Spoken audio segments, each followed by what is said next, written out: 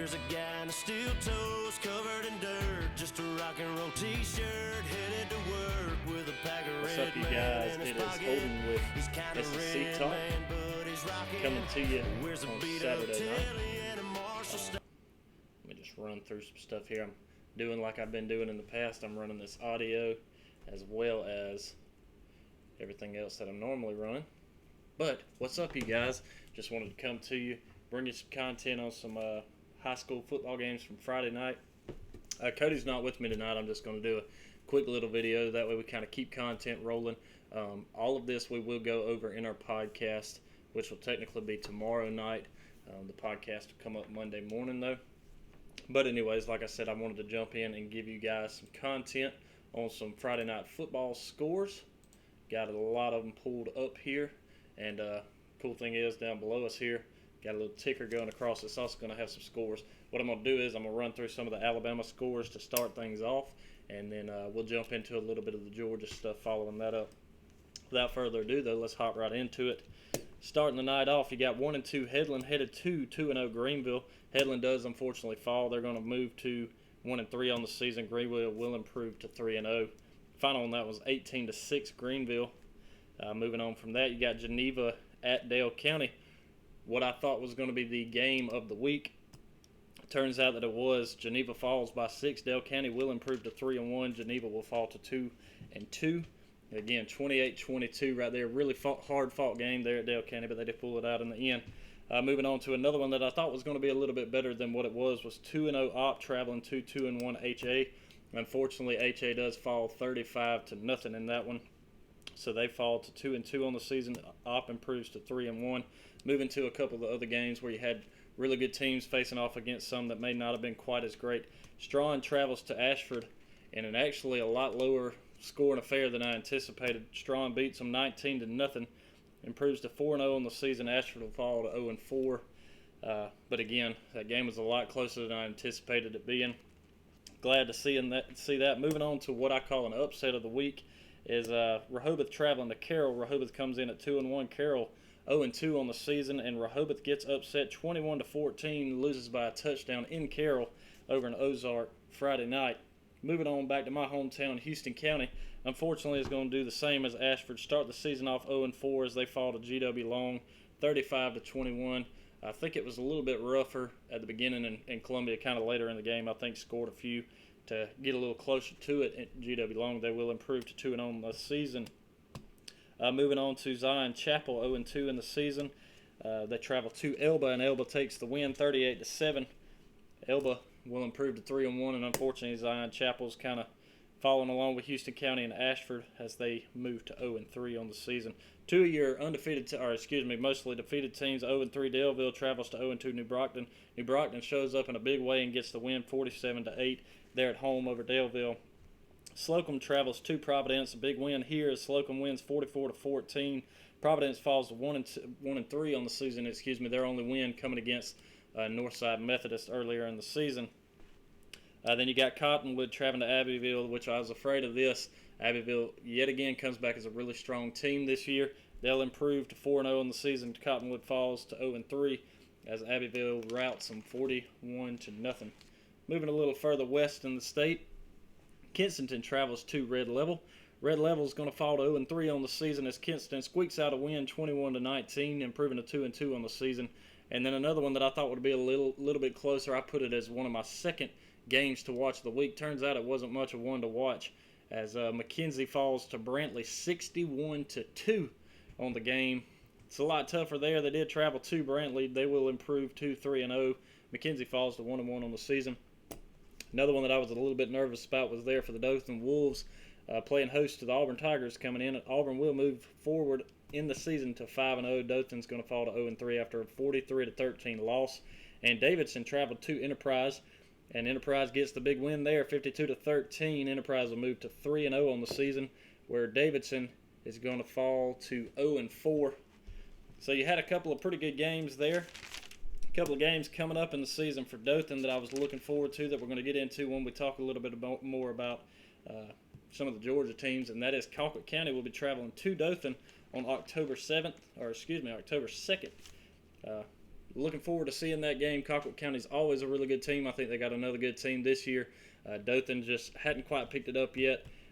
Hopefully here in the next week or two they can pick things up before Colquitt County travels from across the river to face off against them. I'm going to take a quick break here with you guys, and we'll come back and we'll hit some of the Georgia scores.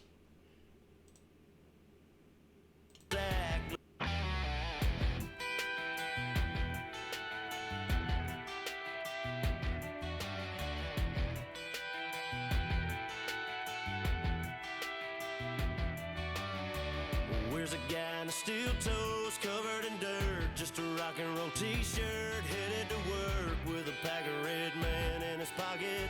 He's kind of red, man, but he's rocking. Where's a beat up Tilly and a Marshall stack? Little Marshall Tucker and a six-pack. All right, coming back to you here, you guys. We're going to jump into some of the Georgia scores on the weekend from Friday night. I'm not 100% if we had any that came in on the Saturday route like it did last week, as the Pelham-Mitchell County game actually turned out to be on Saturday. But I'm going to jump right into it here. The game of the week that I was looking forward to was the Pelham-Early County game that is over there in Blakely. Early County does improve to 2-0 on the season, and Pelham takes their first loss in week 2 of the season, 35-21. Great game. Early County looks to be forced to be reckoned with this year. Pelham, unfortunately, is not going to go undefeated this season after they failed to Early County there in Blakely. They did take on Mitchell County last week, like we talked about, and got the win there. So out of the county of Mitchell, both of them are going to fall with a loss here.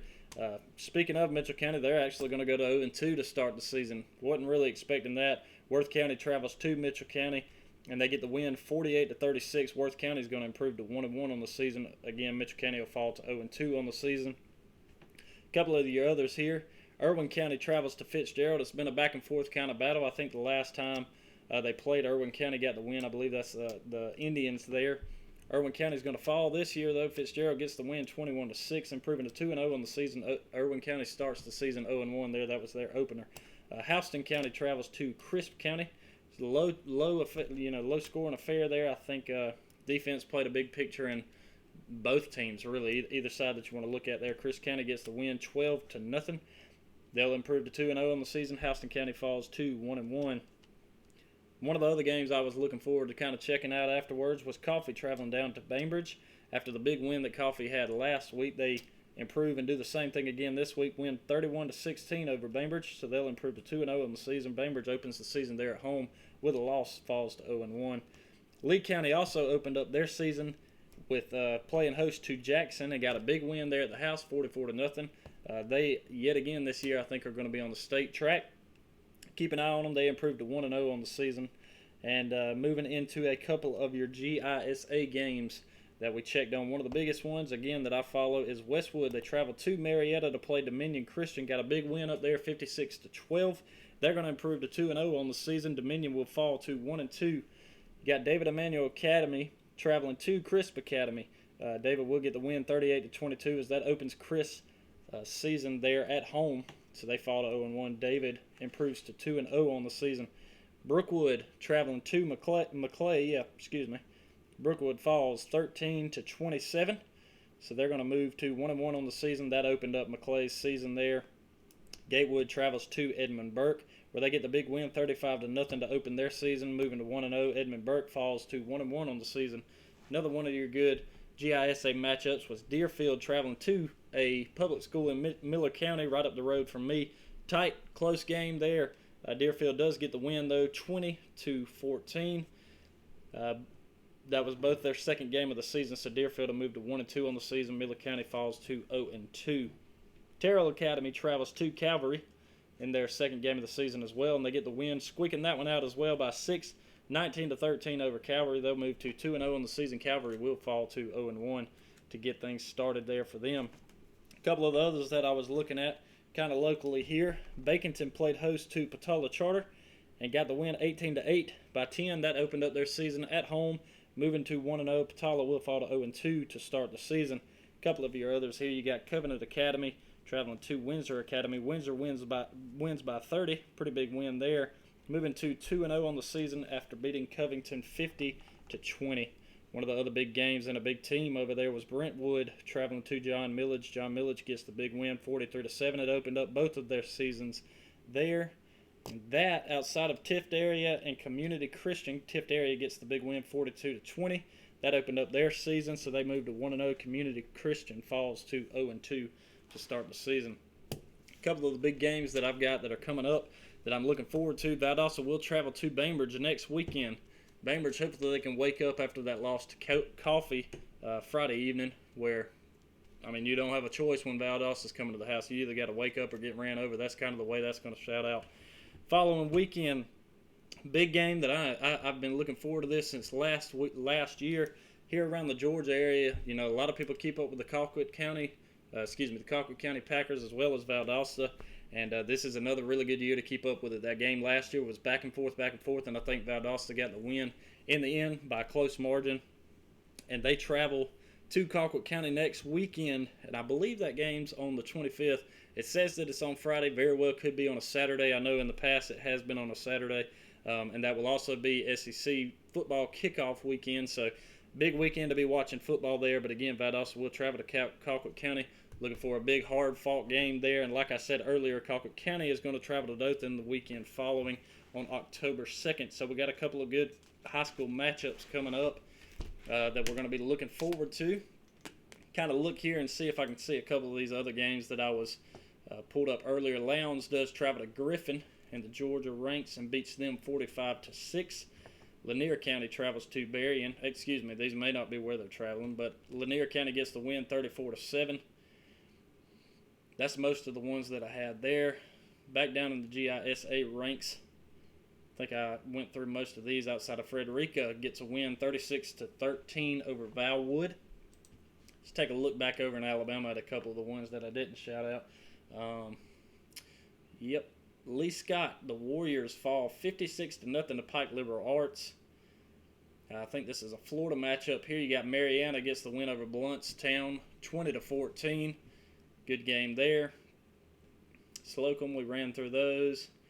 Ran through most of these, so we've got a good number there. One of the other ones that I was, again, surprised by that I went through in the Alabama lineup last go-around was New Brockton with the big win over Daleville 47-8 there. And I will pull up our Alabama line right here so that way we're going through some of these Alabama scores after we just went through some of the Georgia.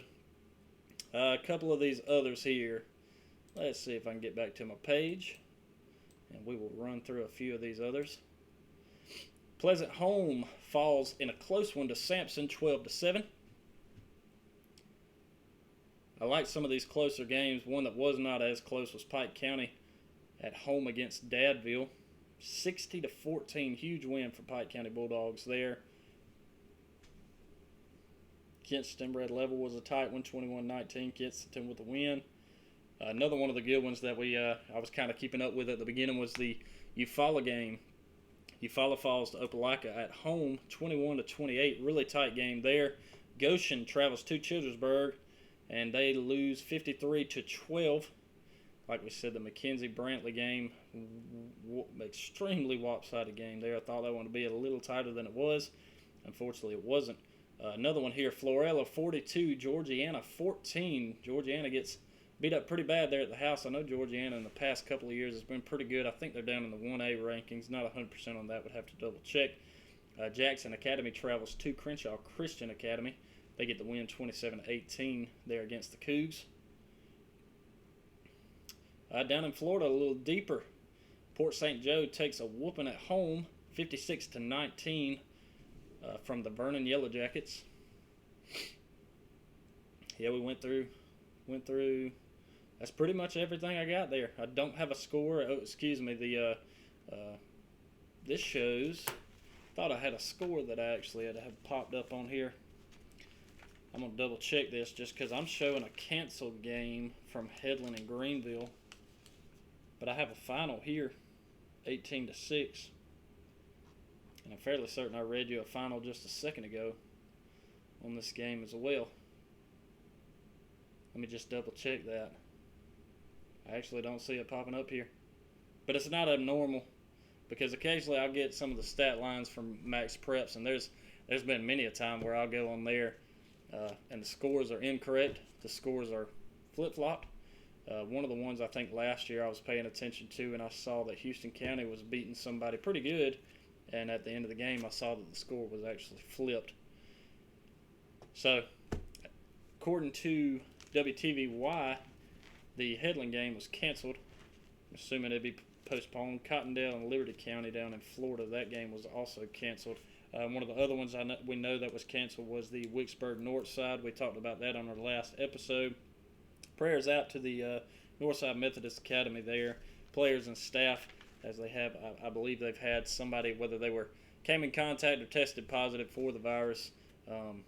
Prayers up to them and their family. Hope that can be controlled pretty quickly, so we don't have any kind of outbreaks. Because I know the week previous, I know they played Providence 2 weeks prior to, and you just got it. There we go. Let's see what we had in the North Side game last week. I know New Brockton and Georgiana was canceled. Yeah, it was Providence the week previous. Yep, 35-71. So, hopefully that this, they caught everything ahead of time to where Providence doesn't have any issues with that from the week previous. I know I'm sure they're doing a lot of the same kind of testing, not necessarily to the same level that the colleges are, but I'm sure they're doing enough testing there to kind of keep things in line as well. That's pretty much all I got for you. I just want to jump on and do kind of like a little high school segment here. This will not go on our podcast, but we are going to put it up, not live, but on our YouTube channel to kind of keep content up there, as well as just give you something to watch and kind of keep in touch with us.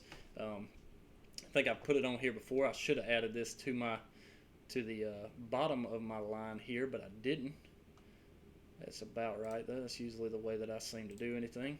But anyways, follow us on on Facebook and Twitter at SEC Talk 20. I know I'd had a line up here earlier, but unfortunately my line is no longer here, which is, it's just the way it is. There is nothing new there. But outside of that, that's pretty much all I got for you guys this evening.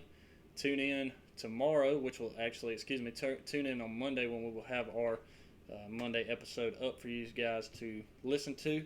May do this same deal where we record it and put it up on our YouTube channel as well, so you can kind of get content from either direction. But anyways, outside of that, that's pretty much all I've got for you this evening. So hope you guys enjoy, and I appreciate you guys watching. Again, subscribe, follow us on Facebook, Twitter. Shoot us a message if you guys got anything you want to catch up with us about. Outside of that, I'm out. And the good old days, straight up getting sideways. We back in the speaker.